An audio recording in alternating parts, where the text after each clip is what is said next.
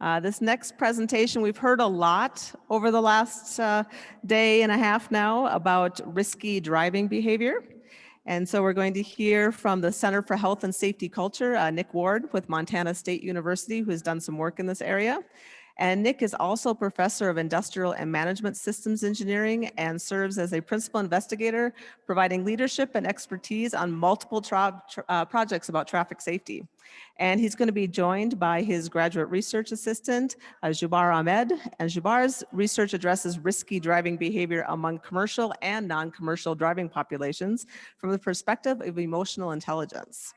So with that, I would ask Nick, if you are online, if you'd like to go ahead and unmute. Thank you all for being here. We're very happy to be able to present some of our ongoing and recent research, trying to understand why crashes happen with large vehicles, commercial vehicles, and what is it about drivers with CDLs that may be contributing to these crashes. So we've heard some presentations earlier today about the higher crash risk and growing crash risk of trucks and commercial vehicles. And this is some research we're doing to try and understand what is some of the reasons for that crash statistics, particularly what are the behaviors that commercial drivers are doing that may be leading to the higher crash rate. So a lot of this research is predicated around this idea of Vision Zero that many states are embracing, some companies are embracing. There's some national groups working around the idea of Vision Zero, which is sort of a goal of getting to zero traffic fatalities and serious injuries across all modalities, which of course means we need to consider achieving Vision Zero in the commercial driving sector too.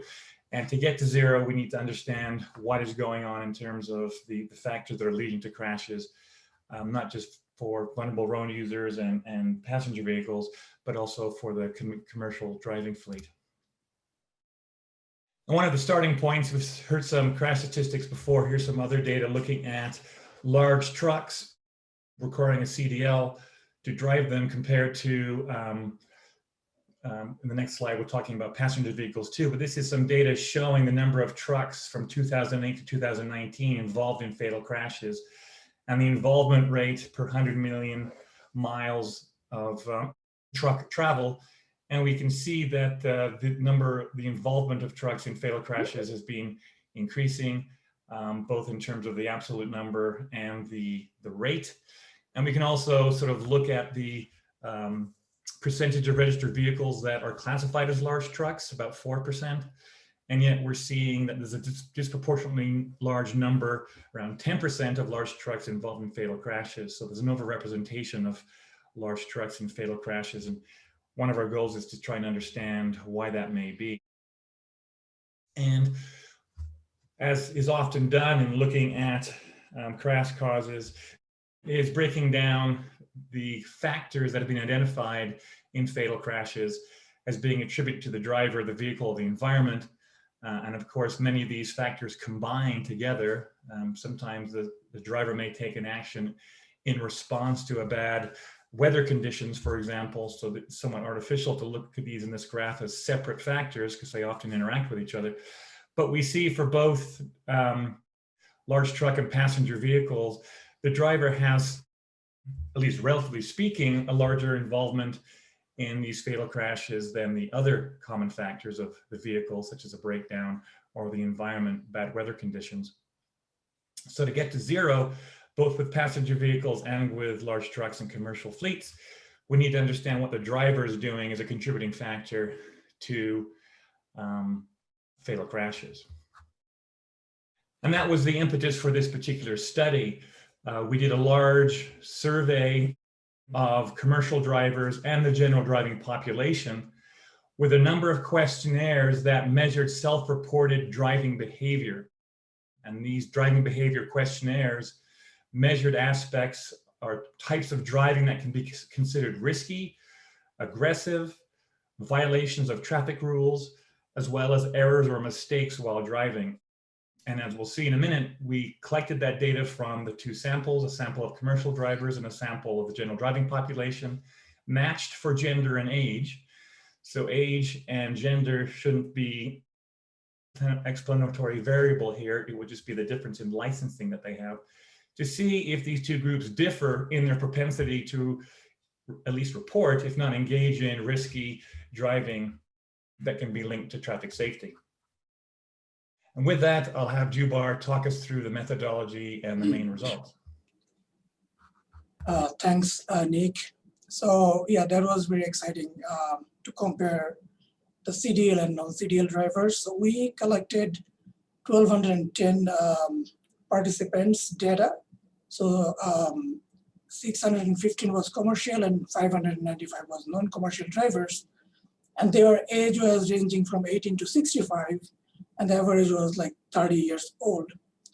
And we provided some coda for collecting the data to generate more accurate results, such as we analyzed crash data. We wanted to see how gender influencing the driving behaviors. And we provided another coda, like those drivers drive either every day or most of the days. Next slide, please, Nick.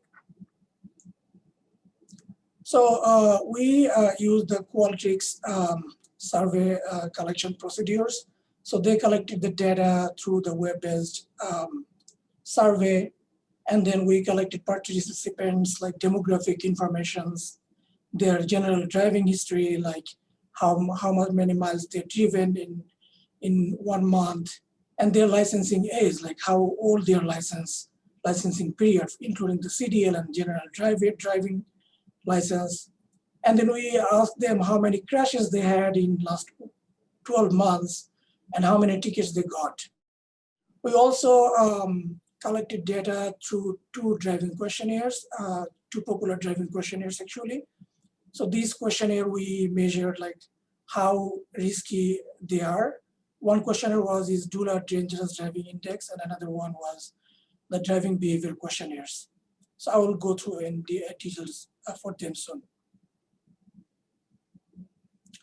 So DDDI, we had 28 questions, and it was 5-point Likert scale, like almost never to almost always, how they consider their risky behaviors.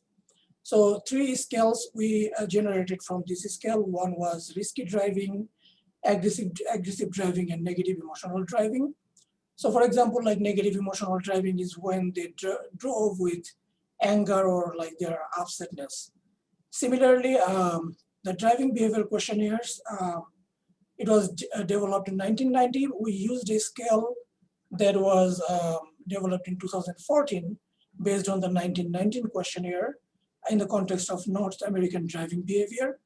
So these measures like driving violations, like how deliberate they drove, or they didn't care about the speed limits, and then driving errors. Like sometimes it's not a violations, but it's an risky errors. So that also we measured through these questionnaires. So the findings is very interesting. If you see the graph here, so on the vertical axis, you see like how risky. The higher they scored, the more risky drivers they were. So if you see the comparison between the commercial driver and non-commercial driver, so all the 5 scales we measured, the commercial drivers were riskier across all the measures. And in particular, like they were thought like they're more inclined to making errors or violations, and risky driving and aggressive driving as well.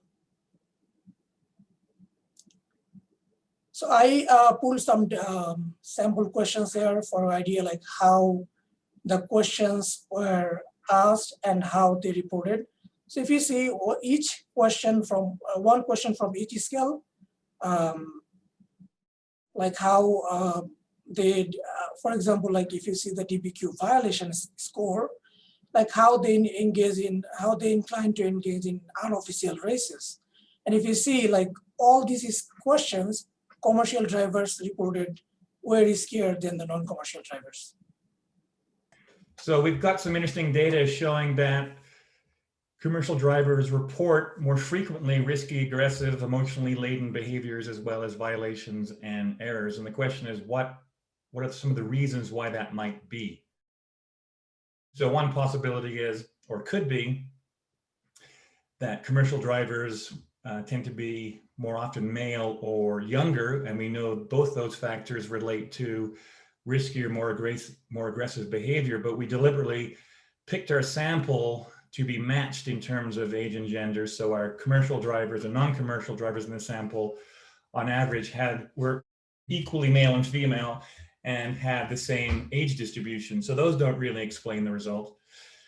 We did notice that our commercial drivers and non-commercial drivers differed in terms of when they got their driver's license and how often or how many miles they drove per year. So we included those as covariates in the analysis to statistically remove those effects.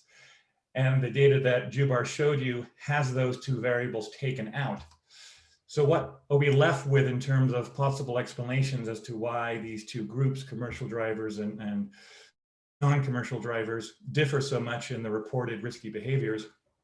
Well, one might be that commercial drivers just drive different routes than our non-commercial drivers, and the difference in routes may give affordances for riskier behavior.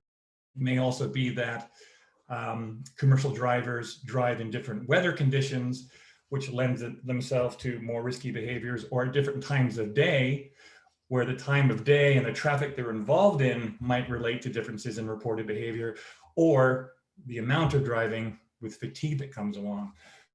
But a particular variable that we're looking at, a personality trait that we're looking at to explain differences in not just only between commercial drivers and non-commercial drivers, but looking at as a concept to explain risky driving in general amongst driving populations, is the notion of emotional intelligence. And emotional intelligence is not a measure of how smart you are. It's a measure of how aware you are of your own emotions, how well you're able to control and not react or act upon your emotions, as well as being aware of other people's emotions and interpreting them correctly and reacting to them accordingly. And a lot of literature outside of traffic safety has shown that having high emotional intelligence, being able to be aware of your own emotions and control your reactions to them rather than acting out immediately, has a very strong positive correlation with other positive behaviors and positive outcomes in other domains like success at school or success at the workplace. So we're hypothesizing that emotional intelligence is a relevant personality trait to how you drive, the kind of behaviors you engage in, and whether or not you're at a higher risk of a crash. So one would imagine a person with lower emotional intelligence who either isn't aware of his emotions or isn't able to control his reactions to his or her emotions may be more likely to drive aggressively or dangerously on the road when angered or frustrated. And as we explore this concept, we have two graphs here, one for the CDL drivers on the left and non-CDL drivers on the right. The dashed lines are different kinds of behavior. The dark black line at the top is reported errors. The purple is reported violations. And what the graphs show on the y-axis, the larger the number, the more you report those kinds of behavior. And the bottom axis, the x-axis, is the total emotional intelligence score.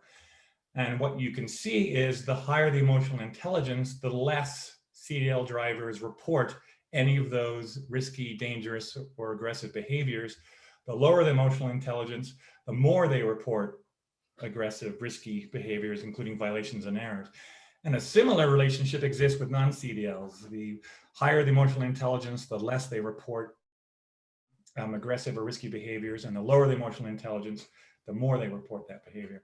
So we're starting to explore what the role is of emotional intelligence in drivers in general, but in particular potential differences in emotional intelligence between commercial drivers and non-commercial drivers, as one of the sort of personality traits that may explain why one group may engage in more risky and aggressive behavior on the road than others, leading to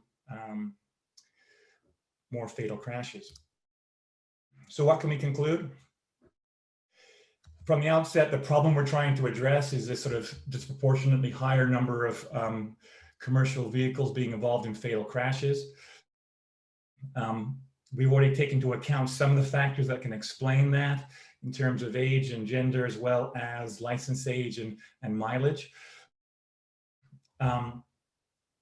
the data that Jubar showed us, we do have evidence to show that the greater disproportionality of fatal crash involvement in truck drivers may be due to the fact that commercial truck drivers on average report more dangerous driving of different types than non-commercial drivers. They report more risky driving, more aggressive driving, more emotionally generated driving, as well as violations and errors. In terms of trying to explain these differences, there may be some external factors that explain those differences. Commercial truck drivers just may experience different driving conditions or environments that may lend themselves to riskier types of driving. But we're also focusing on the notion that there may be some characteristics of drivers, such as emotional intelligence, that can be leading to some of these risky behaviors being reported. And it's an important topic to consider, the emotional intelligence of drivers, because evidence shows you can teach people, you can train people, you can give people skills to be more aware of and better manage their emotions so they don't act out on these emotions and engage in behaviors out of anger and frustration on the road. So one future possibility is future driver education programs for drivers in general, but for commercial drivers in particular, could introduce aspects of training to help drivers develop better, more effective, more sustainable emotional intelligence skills, whereby they can better recognize and better manage their emotions while they're driving. And with that, we will pause. Thank you for your time. Thank you, Jubar. Great, thanks, Nick. Appreciate that. I believe I saw at least one question come in online. Yes, well, the first one was they were wondering if there's a report available on the findings. It will be shortly. Jubar is completing his thesis based on this, and I'm encouraging him to get this done sooner rather than later, and he's smirking right now when I say that. But yes, we are in the process of finishing his thesis. We're also in the process of developing some papers that will be submitted for publication. And I'd be happy to interface with Brenda and let the larger group know when those are publicly available. Next question was, can the L score be correlated to an individual's likelihood to actually be truthful in their reporting on the survey? Yeah, that's a great question. Whenever using sort of self-report data, there's always a question of whether people are telling the truth or not. And what we find is people are surprisingly candid, because we're very clear in how the survey is administered that they're never going to be identified with their results. They're deliberately anonymous, and it's very clear to people who are responding through the methodology of the online survey that they're not going to be identified. So that tends to make people feel they can respond. We know from many years of doing survey data, it's surprising how honest people are, what they will report.